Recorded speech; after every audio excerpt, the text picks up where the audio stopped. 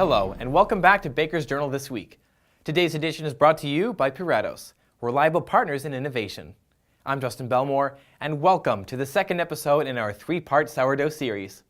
In part 2, Keith Ellis, chef professor for the Canadian Food and Wine Institute at Niagara College, shares how sourdough can be the taste differential for your bakery. Ellis notes that bakeries focus on extras such as honey and oats, or sweet pepper and onion, but forget that sourdough alone will give your bread a distinct flavor. Sourdough is a living organism and will vary depending on how it is cultivated, stored, and fed. Sourdough can have a more lactic acid taste like yogurt, or a more acetic taste like vinegar. A wet starter stored in a warm place will produce a lactic acid flavored sourdough, whereas a firm dough kept in a cooler storage will create a more acetic acid sourdough. Geography also plays a tremendous role. For example, sourdoughs from France are far less acetic than sourdoughs from San Francisco or the West Coast, which Ellis says are amongst the strongest he's tried.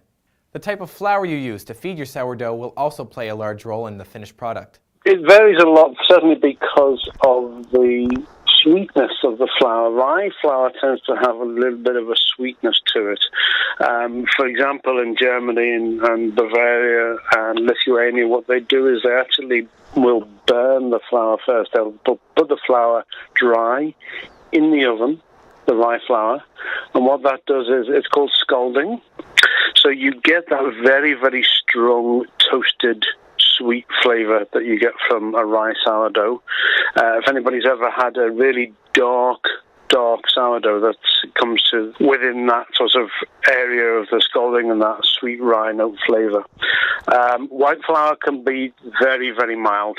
It can be very mild indeed, depending on the area. Like in France and Italy, the levain that the French make will be extremely mild. It's not a very strong flavor. It's not that acetic taste, almost bordering on vinegar.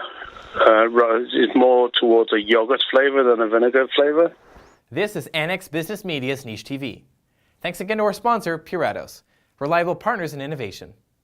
Remember to tune in to Baker's Journal This Week for part 3 of our sourdough series on Monday, March 26th.